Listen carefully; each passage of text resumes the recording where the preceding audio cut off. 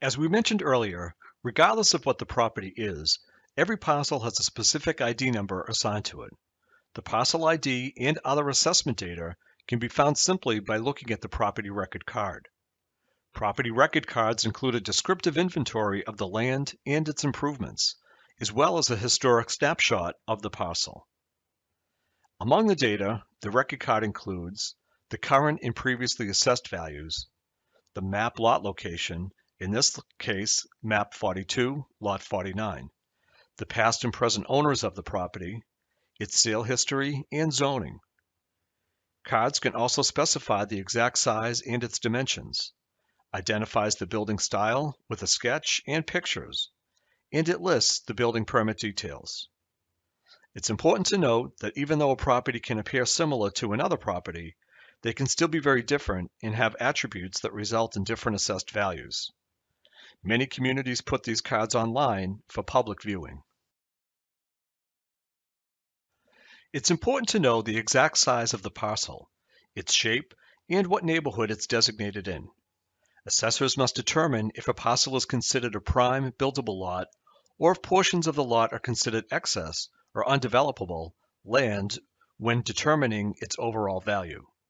All parcels must also be identified if they have more land than the required prime lot site, and if so, any additional land, known as excess, may be priced differently.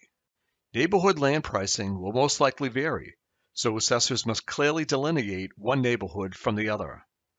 It's also important to identify if a parcel has certain condition factors that will affect the assessed value, such as wetlands, slope, ledge, traffic concerns, panoramic views, or be located beside a commercial business. Each of these conditions may impact value and require an adjustment. Building data on the property record card includes the following data. Assessors need to accurately enter the total area or size of the building, including a sketch of the footprint, style of the building, the number of stories, when it was built for depreciation purposes, the construction grade of the materials used, and the comprehensive details regarding the overall makeup of the entire building. Regardless of whether it's a condo, single-family home, or a commercial building, it is imperative that the data be accurate. Periodic field review helps to keep the data accurate and up to date. Oftentimes, the original building plan approved by the local building inspector goes through changes before construction is complete that will affect the final value. Using plans to update record card data is not always the most reliable. Assessors must make a good faith effort to physically inspect all real properties at least once during a 10-year cyclical inspection period.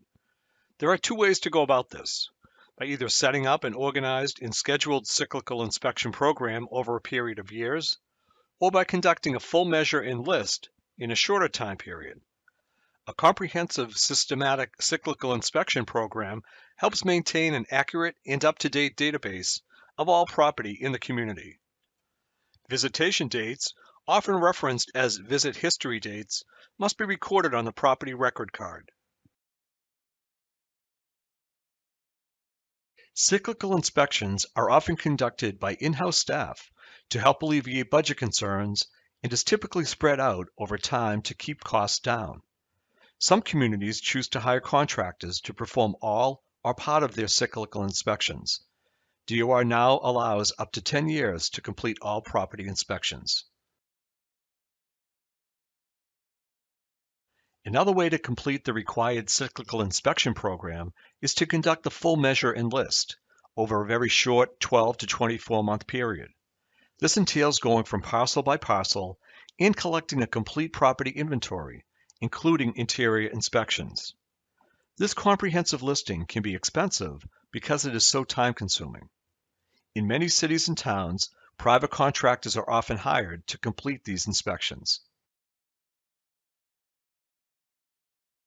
The assessors are required to pick up and list annually new construction and other improvements or additions that are added to the property as of January 1st and have it entered into the CAMA system. Note that communities have the option to adopt the Chapter 653 status which allows building permit data to be picked up as late as June 30th as new growth. In the assessor's database, partially completed building permits can be valued proportionally and then further adjusted when finished. This is referred to as % complete on the property record card.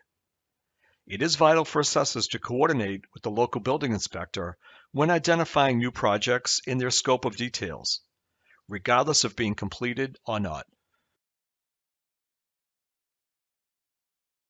Often, construction projects will span over a number of years.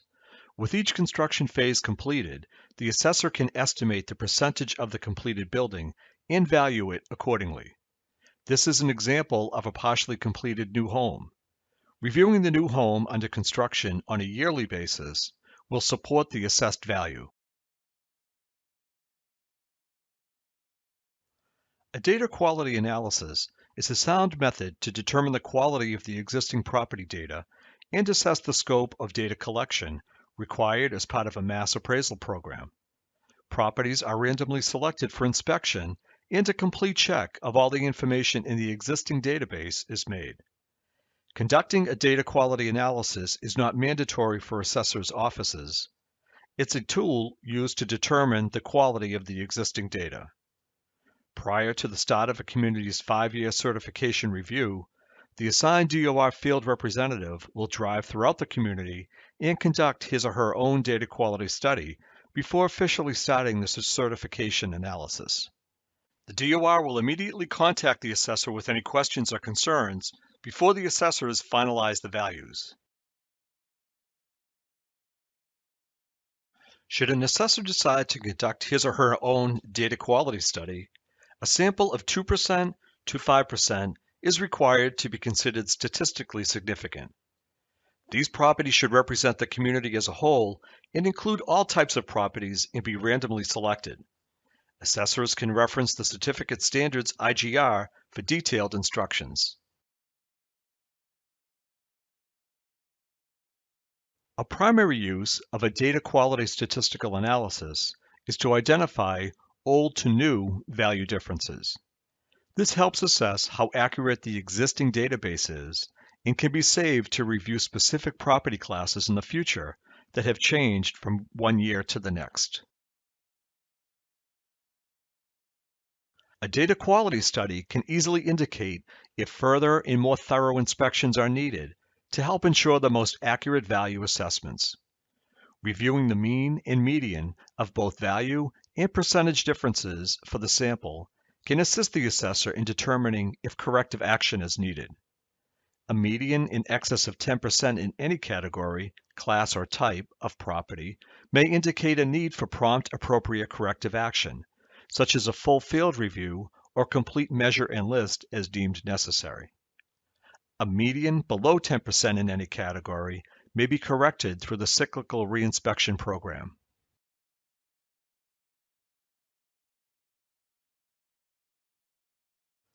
Every parcel has a designated property record card. The card identifies its mapping number and details the land segmentation and building value to determine the overall assessed value. Everything that relates to the property is recorded on the record card. Assessors are responsible to inspect all properties at least once every 10 years and record the dates when it was inspected. Any new construction must be noted, and its value should be captured and valued accordingly.